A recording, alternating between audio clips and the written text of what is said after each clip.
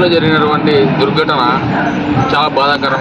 ఎందుకంటే గత 10-15 సంవత్సరాలుగా లేదంటే 20-30 ఏళ్ళుగా టీటీడీ చరిత్రలో ఎప్పుడు జరగని దుష్పరిణామంగా మనం ఇది చెప్తున్నాము. దాంతోపాటు ఇది పూర్తిగా మన టీటీడీ లేదంటే ప్రస్తుత ప్రభుత్వం వైఫల్యంగా మేము చెప్తా ఉన్నాము.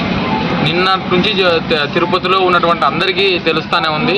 వందల వేల మంది భక్తులు ఈ టికెట్ల కోసం వేచి ఉన్నారు. నడి రోడ్డు మీద వాళ్ళందరూ పొద్దు నుంచి పడిగాపులు కాశారు. మా లాంటి వాళ్ళమే చూసి ఆల్రెడీ నిన్న కూడా నేను చెప్పాను, నిన్న పోస్ట్ కూడా పెట్టాము. చాలామంది ఎండలకి రోడ్ల మీద ఎదురు చూస్తూ ఉన్నారు, వీళ్ళకి కనీస సౌకర్యాలు లేవని.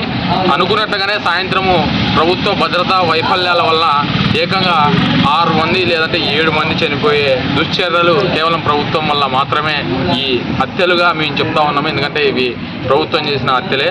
ఎందుకంటే చాలా రోజులుగా అడుగుతూ ఉన్నారు టీటీడీని సమర్థవంతంగా నిర్వహించండి అని. ఏమి చెప్పినా కూడా గత ప్రభుత్వ వైఫల్యాలుగా చిత్రీకరిస్తూ ఇప్పుడున్న పాలకులు వాళ్ళ యొక్క పరిపాలన అలసత్వాన్ని వాళ్ళ మీదకి వేసి తప్పించుకుంటూ ఉన్నారు.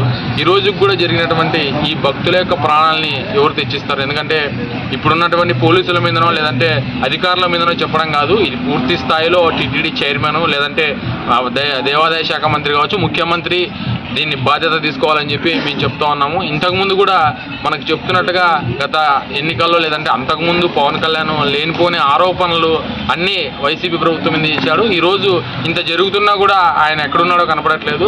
ఇప్పుడు వచ్చి ఆయన మన దేవాలయం మెట్లన్నింటినీ శుభ్రపరిచి టీటీడీని కాపాడాల్సిందిగా లేదంటే ఆయన దీనికి బాధ్యత తీసుకొని దీన్ని ఖండించాల్సిన ఆవశ్యకత ఉంది.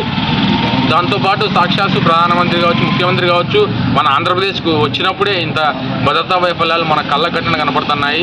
ఆయన గేమ్ చేంజర్ సినిమాకి కావచ్చు లేదంటే డాకు మహారాజ్ సినిమాలకు కావచ్చు, వీటికి అత్యధిక సంఖ్యలో రేట్లు పెంచుకోవడానికి లేదంటే వాళ్ళ యొక్క ప్రీ రిలీజ్ ఫంక్షన్లకి భద్రతని పెంచుకోవడానికి చూపే శ్రద్ధలో 1% టీటీడీ భక్తుల మీద లేదంటే సామాన్యుల మీద చూపినట్టే ఈరోజు ఈ పరిస్థితి ఉండేది కాదు. కాబట్టి ఇది పూర్తిస్థాయి ప్రభుత్వ హత్యలుగా మేము భావిస్తూ ఉన్నాము.